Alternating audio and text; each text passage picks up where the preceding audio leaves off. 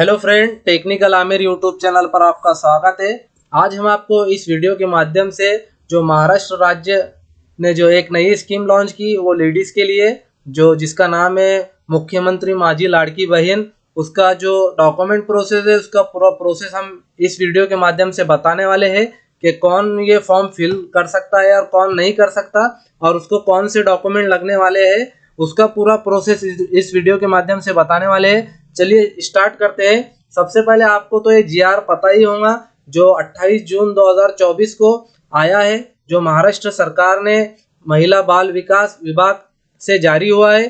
तो आपको बता देता हूँ आपको कौन कौन से डॉक्यूमेंट रेडी रखना है और आप ये डॉक्यूमेंट जल्द से जल्द बनवा लीजिए, क्योंकि ये स्कीम बहुत ही जल्द ऑनलाइन फिलअप करना शुरू हो जाएंगी। जिसमें आपको यहाँ पे दिखाई दे रहा है कि योजना स्वरूप यानी योजना में जो अमाउंट आने वाला है उसका अमाउंट रकम है 1500 रुपये है। और योजना लाभार्थी की एज है 21 से 60 वर्ष, यानी 21 से 60 वर्ष के लोग ही ये फॉर्म को अप्लाई कर सकते हैं। और उसकी दूसरी कंडीशन ये है जो विवाहित है यानी जिनकी शादी हो चुकी है और विधवा हो या घटस्फोटक जो भी हो उसमें ही अप्लाई कर सकती है, यानी जो जिसकी शादी हुई है वही अप्लाई कर सकता है। अनमैरिड लड़कियां नहीं अप्लाई कर सकती है। और योजना में लाभार्थी पात्रता आपको बता देता हूँ यहाँ पे जो पात्रता है, यानी लाभार्थी को जो फॉर्म भरने के लिए एलिजिबिलिटी है, वो सबसे पहले लाभार्थी महिला महाराष्ट्र राज्य की रहवासी होना ज़रूरी है, यानी महाराष्ट्र राज्य के लिए ये स्कीम है। और दूसरा नंबर जो है यहाँ पे आपको दिखाई दे रहा है, जो महिला है उसका विवाह होना ज़रूरी है और विवाह नहीं है तो विधवा।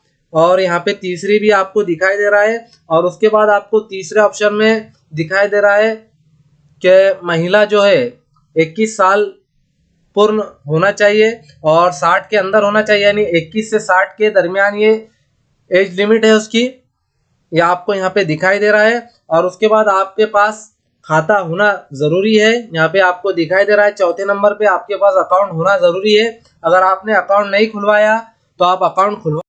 और अकाउंट के बारे में आपको और एक बात बता देता हूँ। बहुत से लोगों का ये बोलना है कि जनधन का ही अकाउंट उसके लिए चलेगा, तो ऐसा कुछ नहीं है। अगर आपके पास सेविंग अकाउंट है तो वो भी चलता है। अगर आपने सेविंग अकाउंट खोला हुआ है SBI का या दूसरे अदर बैंक का तो आपका वो भी चलेगा। अगर आपने अकाउंट नहीं खोला है तो नया जब अकाउंट खोलने जाएंगे आप तो आप जनधन का ही अकाउंट ओपन कीजिए। और उसके बाद जो पांचवी कंडीशन है, यानी कुटुंब का उत्पन्न 2.5 लाख से अंदर होना चाहिए, यानी जिसका इनकम ईयरली इनकम यानी सालाना इनकम आपका 2.5 लाख से ऊपर होता है तो आप ये फॉर्म नहीं फिलअप कर सकते हैं। और लाभार्थी का इनकम यानी 60, 70, 80, 90 और 2.5 लाख के अंदर होना चाहिए। और यहाँ पे आपको दिखाई दे रहा है अपात्र यानी जो नहीं भर सकते वो भी दिखाई दे रहा है। और आपको यहाँ पे नीचे लेके चलते हैं तो आपको यहाँ पे 6 नंबर में जो दिखाई दे रहा है, आपको सबसे पहले ये डॉक्यूमेंट लिस्ट चेक कर लेनी है आपके पास ये डॉक्यूमेंट लिस्ट है कि नहीं है। तो आप जल्द से जल्द ये डॉक्यूमेंट बनवा लीजिए। आपके पास सबसे पहले आधार कार्ड तो होता ही है, और आधार कार्ड अपडेट नहीं है तो आप आधार कार्ड भी अपडेट करवा लीजिए। ये दिख रहा है आपको योजने के लिए जो डॉक्यूमेंट लगने वाले हैं यहाँ पे लिस्ट में दिखाई दे रहे हैं। और उसके बाद महाराष्ट्र राज्य आदिवासी प्रमाण पत्र आदिवासी प्रमाण पत्र बोले तो आपको ये डोमिसाइल निकालना है। बहुत से लोग जो है सादा रहवासी निकाल रहे हैं, वो नहीं चलने वाला। डोमिसाइल के ऊपर डेट ऑफ बर्थ आती है, आपको ये डोमिसाइल ही निकालना है। और उसके बाद आपको यहाँ पे दिखाई दे रहा है 4 नंबर के ऑप्शन पे आपको जो तहसील का उत्पन्न है आपको वही तहसील का उत्पन्न निकाल लेना है 2.5 लाख के अंदर।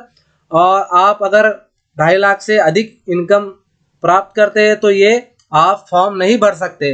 आप ये 2.5 लाख के अंदर का इनकम निकाल लीजिए। बहुत से लोग सेल्फ यानी स्वयं घोषित उत्पन्न लेकर रखे हुए हैं, तो ऐसा नहीं चलने वाला, क्योंकि आपको तहसील का उत्पन्न निकालना होगा। और जो 5वें नंबर का है यानी चौथे नंबर का डॉक्यूमेंट पासबुक आपके पास होना ज़रूरी है, आपको पासबुक लगने वाला है। और उसके बाद जो 6 नंबर का ऑप्शन है यानी 5वां नंबर ही आएगा वो पासपोर्ट आकार का फोटो, यानी आपको एक फोटो निकाल के रख लेना है, 2 फोटो प्रत में निकाल के रख लेना है। और उसके बाद राशन कार्ड, यानी राशन कार्ड आपके पास होना बहुत ज़रूरी है। यानी राशन कार्ड आपके पास नहीं है तो आप ये फॉर्म फिलअप नहीं कर सकते।